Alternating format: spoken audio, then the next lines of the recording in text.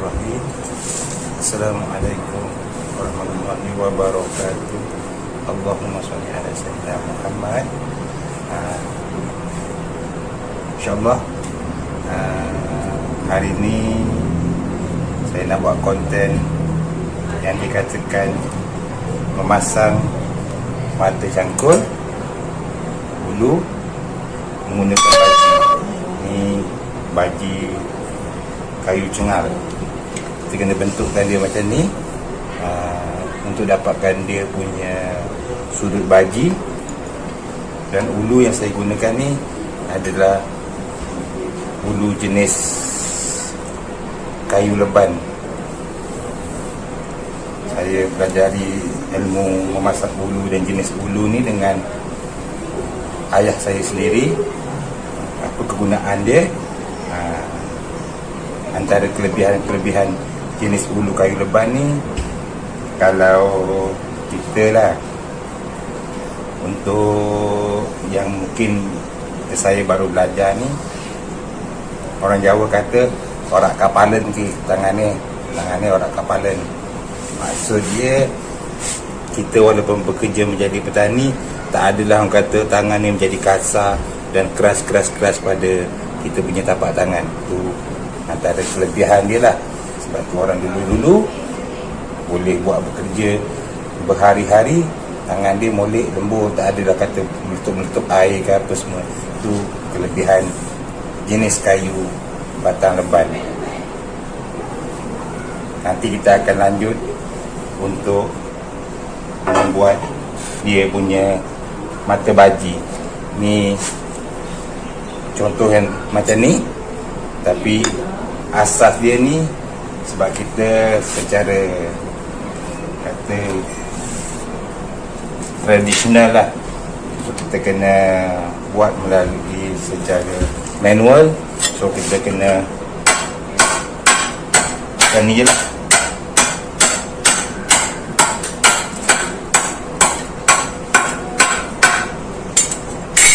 Sampai untuk dapatkan asas saja. Nanti kita akan, ni salah satu, simple saja. Untuk memasang baji, kita kena ada ni mata kikik, gergaji, tukul. Satu, ini dia punya mata. Sama ada mata garpu atau mata cangkul lah. Sama je kaedah dia. Tak kira lah mata garpu ke, mata cangkul ke. Tapi yang saya nak berkongsi adalah membuat baji dia dulu.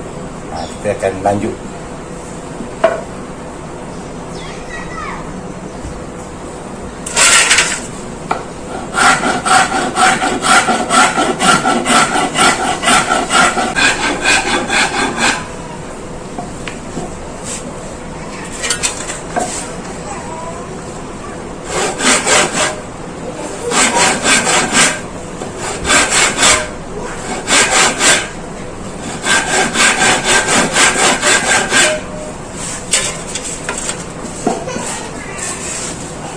Apabila kita sudah sekira-kira mendapatkan satu baji yang kita rasa puas hati, kita gergaji sebelah belakang dia ni, buat garisan-garisan supaya nanti apabila kita masukkan baji kita ni dengan ulu utama kita tu, kita akan letakkan dia, orang panggil gam gajah atau gam 2 saat tu. Sebab dia akan menyatu dengan ulu utama tu, supaya baji kita ni lebih payah tercabut. Sebab kekuatan baji jenis kayu yang baik bersama ulu yang baik boleh bertahan, InsyaAllah, kalau cara dengan penggunaan yang betul, cangkul, cara pemasangan baji dan ulu yang betul, ada kalanya sampai 10 hingga 20 tahun. Sekiranya selagi dia tidak patah, selagi itulah, InsyaAllah tak ada masalah dengan kita punya ulu. Ini kita akan teruskan nanti sampailah kita akan masukkan baji ni pada ulu utama kita.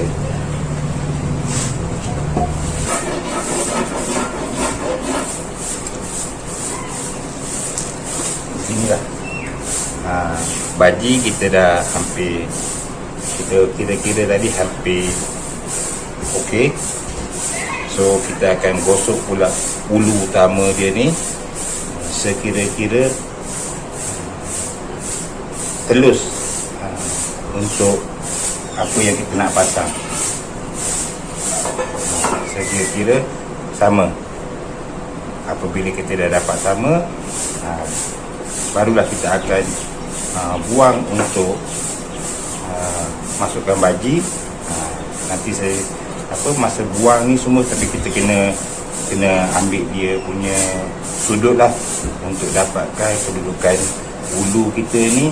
Dia mesti dalam keadaan hampir sudut 90 darjah. Saya kira sudut, kalau kita matematik ni sudut 90 degree, tapi dia hampir 90, hampir. Maksud dia sikit je kalau kita nak condong, supaya ini antara tip kenapa orang tua-tua dia boleh bertahan lah kerja kebun ni, sebab selain penggunaan alat kerja yang betul, tapi teknik atau barang-barang kerja kita tadi tu mesti dipasang dengan betul untuk menjaga kita punya kesihatan lah. Terutama itu kita usaha saja.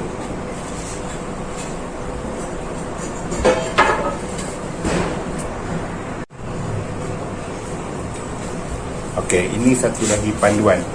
Kita nak pasang ulu ni, mesti pasang daripada tempat kita pegang bawa ke depan. Tujuan dia untuk keselamatan.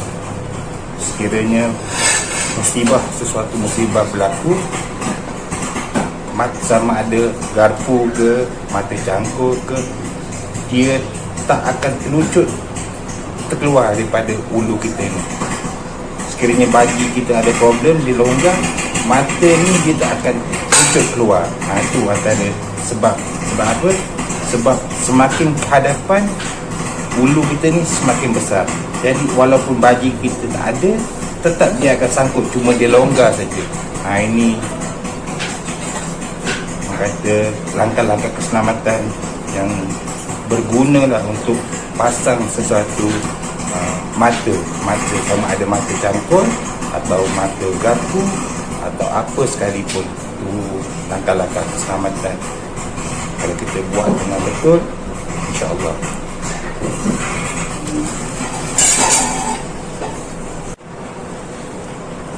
Setelah hulu tadi kita dah test dengan lubang mata tu hampir 90% ketepatan dia. Kerja-kerja untuk mengukur dan membuat sudut untuk mendapatkan ulu yang terbaik dan sesuai dengan penggunaan seseorang.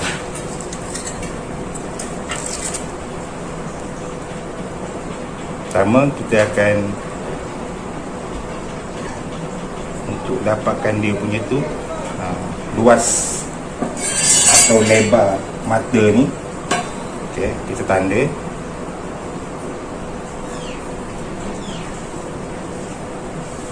Dan kita mesti anggaran ini saiz dia kita ambil bahagi dua.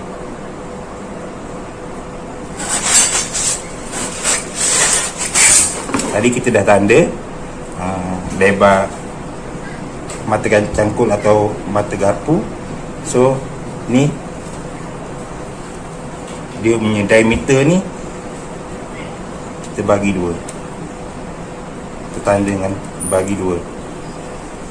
Untuk kat sini kita nak buat panduan saja. Bila kita dah bagi dua, daripada nisbah daripada bagi dua ni, barulah kita boleh dapatkan sudut untuk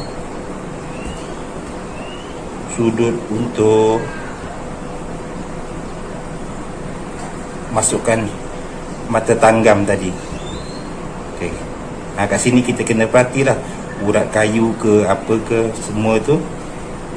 Sebab urat kayu ni mempengaruhi kekuatan jenis kayu. Walaupun kayu tu baik, tapi kadang-kadang urat kayu ni kita salah potong, dia mudah patah lah. Sebab penggunaan atau teknik yang betul ni, ambil kira semua ni. Okey. Kita dah perhatikan urat kayu ni. Kalau kita tengok betul-betul dengan live ni, kita tahulah, nampaklah urat kayu tu. So kat sinilah kita akan ambil sudut.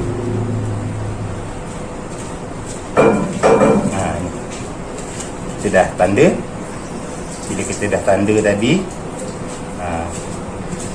yang sini ni, kalau kita belah belakang dia ni, kita bahagi dia.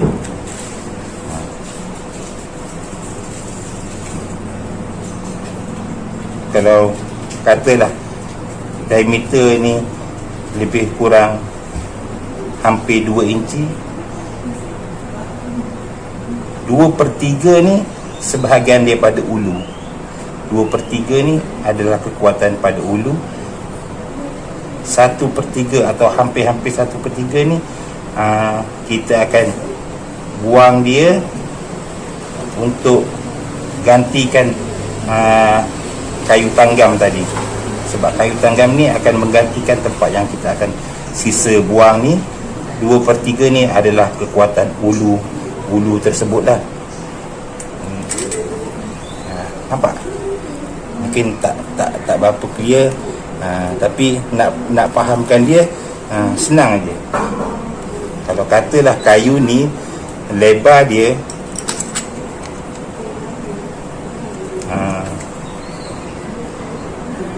1.7 inci atau 1.8 inci, 1.2 inci tu hendaklah menjadi keutamaan kayu utama ulu ni. Sebab dia akan memastikan kekuatan ulu ni, kita kena basi simpan untuk dia. Nanti kat sini pula kita, apabila kita dapat kita dah ukur, sebab ulu ni dia ada, kalau wong Johor ngomong ulunya bengkok, kaya kuih lah. Tapi nak faham dia ulu ni, sebab belakang dia tu kita kena ambil sudut dia mesti selari dengan pandangan mata kita. Jadi kalau dia bengkok macam tu, jadinya ulu ni mesti yang bengkok tu menghala ke bumi. Kita kena kat sinilah cara yang kita sangat kena berhati-hati. Dan di belakang ni atau di atas tengkuk tadi ni, yang tempat kita nak akan masukkan mata ni, kita tanda sikit supaya kita nak buat takuk dia ni. Takuk sekira-kira tebal ni, tebal mata besi ni, supaya kayu ni nanti dia tenggelam sama paras dengan mata, sama ada mata cangkul atau mata garpu ni. Saya tunjuk contoh yang dah siap satu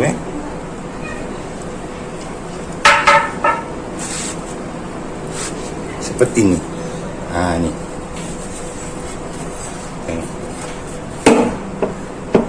Dia akan, kalau sikit pun, sikit je lah.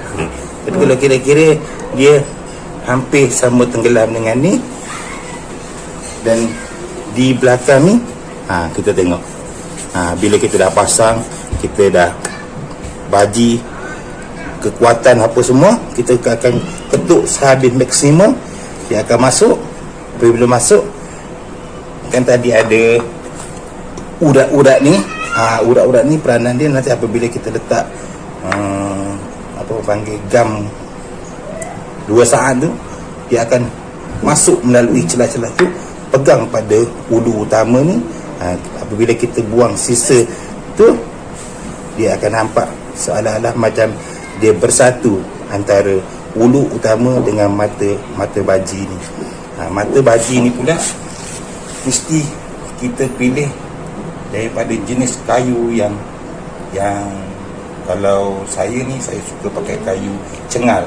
Sebab kayu cengal ni dia selain kekuatan dia lebih, tapi dia sebenarnya lembut, tapi dia payah patah. Sebab tu orang buat bot atau dinding papan untuk buat bot nelayan tu, dia orang akan pakai kayu cengal. Kerana kayu cengal ni kita boleh bentuk dia. Kalau kita paksa dia masuk, tapi apabila dia dah masuk, dia payah nak keluar. Ni kelebihan kayu lah yang saya belajar. Mungkin saya tak spesialis untuk kayu, tapi saya sedikit sebanyak saya belajar kenapa orang gunakan kayu cengal. Salah satunya sebab nampak lembut, mudah dibentuk, dia akan turut bentuk, tapi apabila dia dah masuk, dia akan kekuatannya memang puas hatilah, dan dia sangat tahan air dan dia keras. Dan ulu ni pula jenis ulu kayu lebat, sebab dia untuk sebahagian, bagi kalau kita mungkin rasa macam tak logik, tapi benda ni telah dicuba. Bagi orang yang bekerja kebun, biasanya dia tak ada macam apa yang keras-keras tu. Kalau bahasa saya orang kampung, orak kapalan ki, eneng kapala. Mungkin ini kalau sini tak tahu dah orang panggil apa, tapi kalau saya, dia orang cakap, tangan ni kasar wahai, eneng kapala, rajin bocah ki. Payah kuih lah, tapi entahlah. Tapi itu mungkin andaian saya.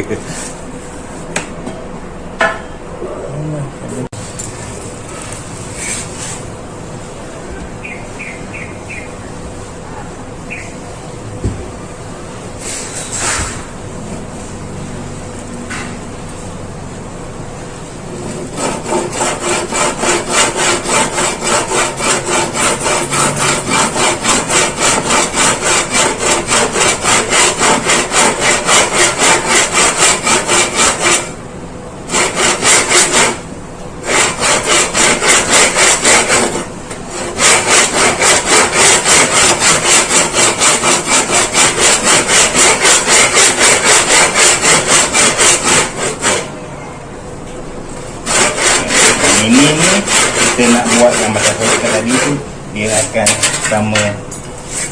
sama tebal dengan tebal mata cangkuk atau mata besi ni. Dia punya longkang takuk dia tu, lepas kita dah gaji tu, kita kikir lah.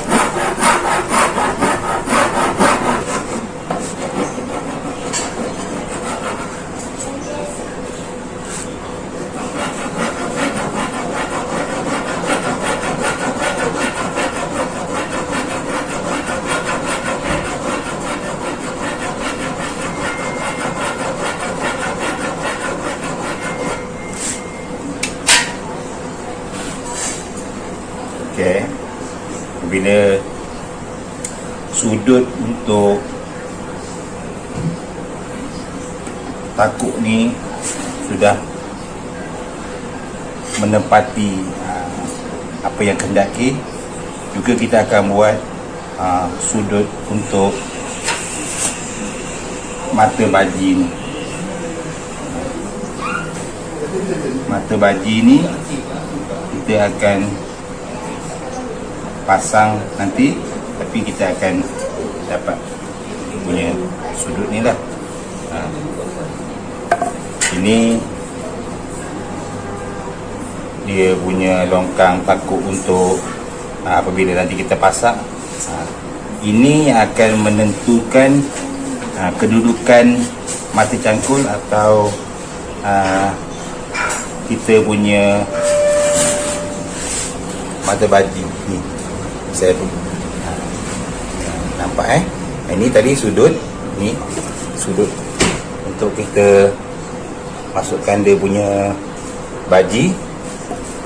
Yang ini dia punya longkang, dan longkang ni akan menentukan. Nanti saya akan tunjuk contoh dia. Saya akan masukkan dia punya mata.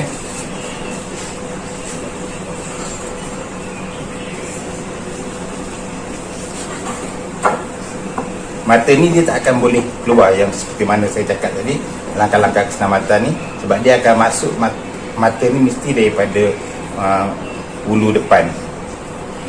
Ini yang akan menentukan. Ni saya nak beritahu, bila kita baji dia nanti ni macam ni, dia akan terbuka sekira-kira ikut sudut yang pada longkang yang kita buat tu lah. Kejap lagi saya baji. Sebelum baji, kita pun akan membuat garisan-garisan pada ulu ni lah, seperti mana garisan pada baji tersebut, untuk dia menyatu apabila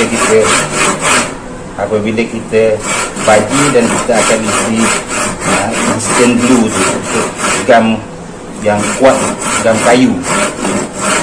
Ini menambahkan dia punya kekuatan lah. Kita buat ni longkang ni supaya cecair gam tadi boleh meresap.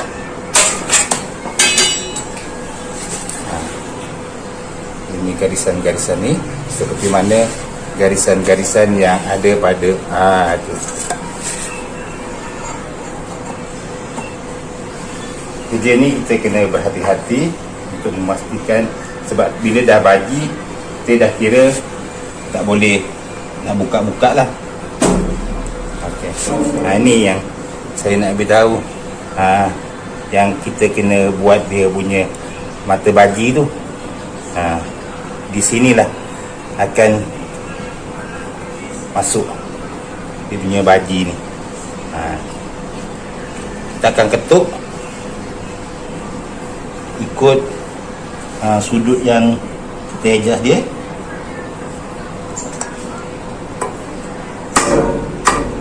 Bismillahirrahmanirrahim. Allahumma shalli ala sayyidina Muhammad.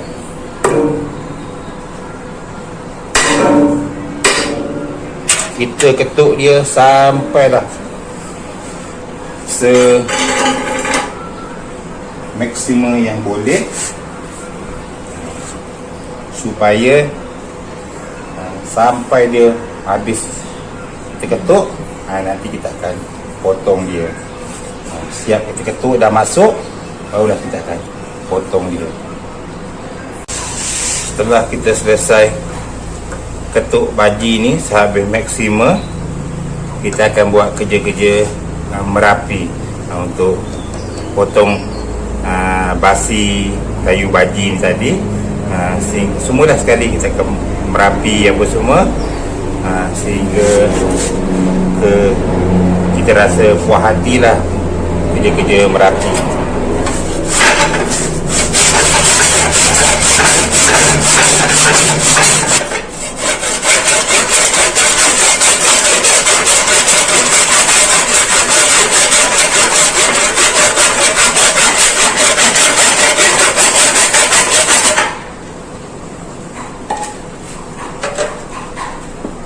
Itulah keadaan baji yang kita sudah masuk maksima.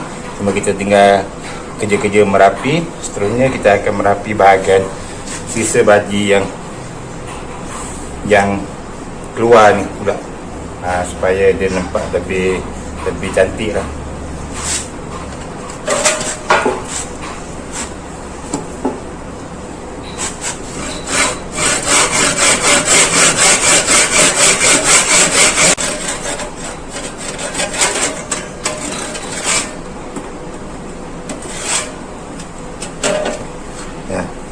Dah tu tinggal kerja-kerja merapi dengan kikir.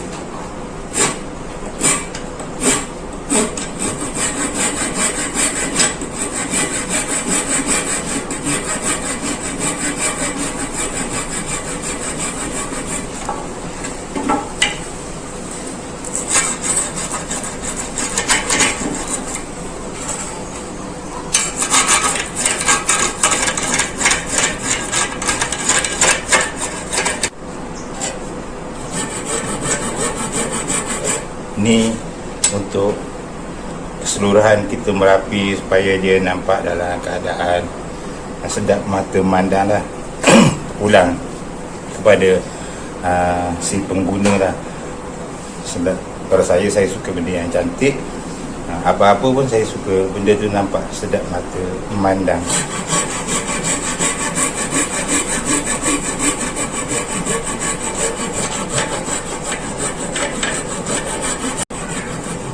Okay. Selepas kita rasa puas hati, kita merapi, satu lagi saya suka berkongsi ilmu. Ini sisa abu kayu gergaji ni, tapi ada benda guna dia. Guna dia, jadi celah-celah lubang ni yang tak sedap mata kita tengok ni, ambil abu kayu ni kita isi.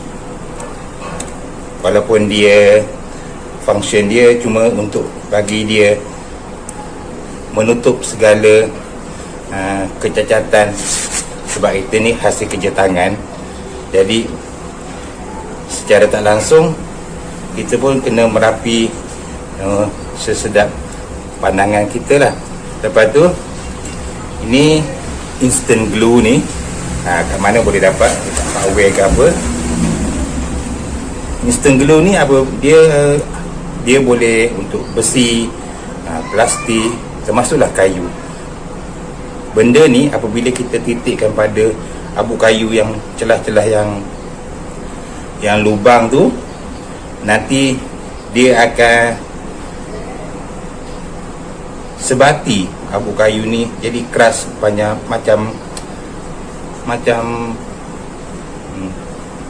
tapi keras lah. Memang kita nak potong dia pun tak boleh. Benda-benda ni cuma kita perlu titik je lah. Setelah kita merapi semua ni, celah-celah lubang ni apa semua, mana yang ada kesan-kesan lubang yang tu, ambil instant glue tadi ni.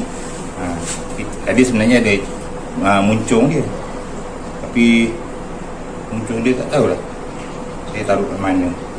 Cuma kita tuang slow-slow, bagi dia mengalir dan dia akan meresap.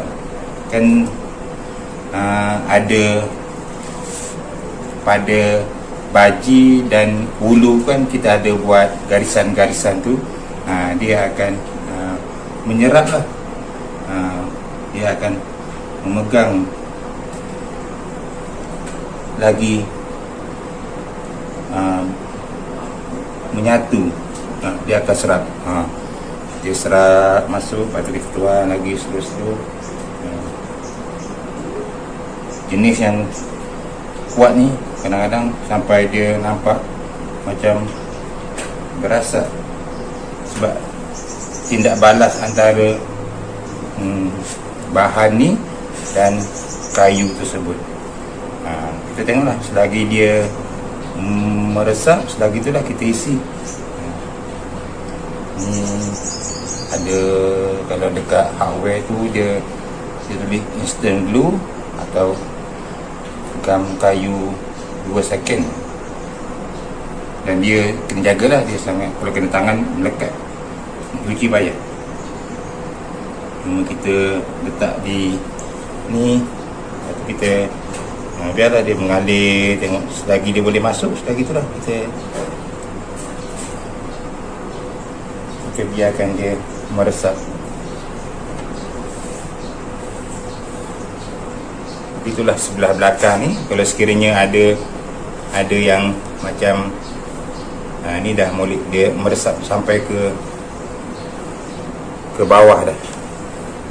So kita biarkanlah seketika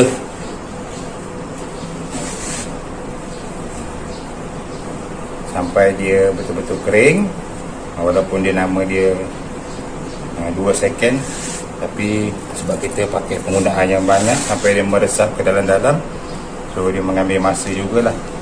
Masa ni kita nampak dah dia macam tindak balas, macam berdidih halu-halu, ada wak dia punya naik tu.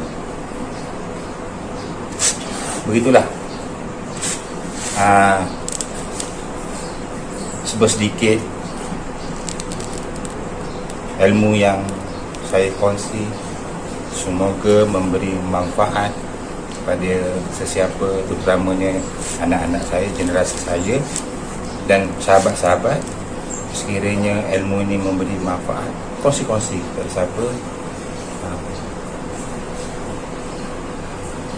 Kalau awak kata benda ni tu boleh tu terus pada yang lain, contoh tutorial lain, tuan-tuan boleh langgan atau subscribe channel Jempol. Di sana ada banyak lagi tutorial tentang selain saya berkongsi tentang pertanian, saya juga berkongsi tentang alat-alat menjadi seorang petani. Antaranya ini jaka atau garpu untuk heavy duty. So walaupun tutorial ni adalah untuk memasang bagi pada hulu dan mata garpu, tapi benda yang sama juga yang sebelum ni, tapi saya tak buat tutorial. Ni campur kerja saya. Ni yang saya cakap, dia punya bengkok dia ni. Bengkok dia ni mesti selari dengan pandangan daripada hujung ni. Kita akan selari dengan mata cangkul ni, titik tenangan dia, supaya masa kita bekerja, apa yang kita tenang di situlah kita cangkul, insyaAllah dia akan tepat. Ini sebahagian daripada hasil yang lepas lah. Tengok sampai berkilat batang ni, sebab kita selalu guna dia. Ini sebab saiz yang, kalau tengok pada mata cangkul ni, nombor apa ni? Ni nombor 6. Mata yang saiz besar lah. Ini untuk menggali lubang, menggali segala nama menggali lah, yang saiz yang heavy duty lah ni. Dan satu lagi, ini yang kecil tapi dia saiz nombor 3. Ini biasanya untuk kita gali kubur lah. Biasa orang guna untuk buat syuk atau lahat untuk kubur dan merapi bila gali kubur. Sebab tu saiz dia agak pendek.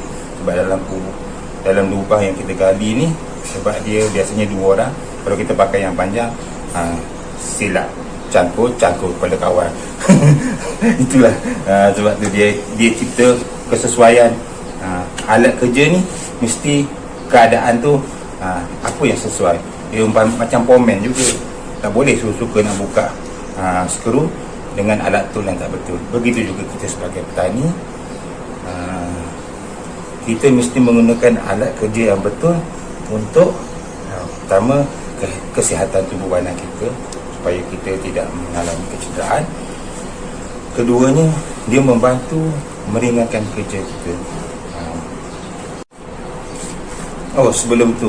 Sebelum saya lupa, saya kan ada pernah beritahu pada sahabat-sahabat apa yang dikatakan sudut 90. Ini sudut 90. Tapi kita tidak pasang tepat pada sudut 90.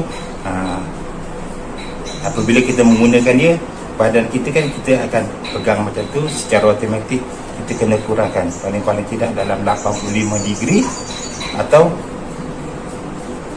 80, kurang daripada 90 sikit je. Nanti untuk menggali lubang. Adapun kalau untuk mencakar, kita kena sudut 90, dia lebih kepada, kurang daripada 90, lebih sikit. Sebab apa? Sebab kita biasa kita akan twill benda yang contoh tunggul-tunggul ke apa ke. So kita akan, sebab nanti bila kita paut dia ni, kalau kita terus buat 90, dia tak ada grip dia. Ni tips sajalah. Lain-lain saya rasa tak ada. Tapi sekiranya tuan-tuan ada kemuskilan, tuan-tuan boleh letakkan komen pada konten saya. harap-harap komen itu biarlah komen membina. Sekiranya ada kekurangan kita boleh berkongsi sebab sama-sama kita belajar. Sekiranya benda ni baik, tuan-tuan boleh manfaatkan ilmu yang tak seberapa ni. Semoga tuan-tuan support channel saya dengan subscribe dan share. Jumpa lagi di lain masa, di lain channel dengan apa. Wabillahi taufiq wal hidayah. Wassalamualaikum warahmatullahi wabarakatuh.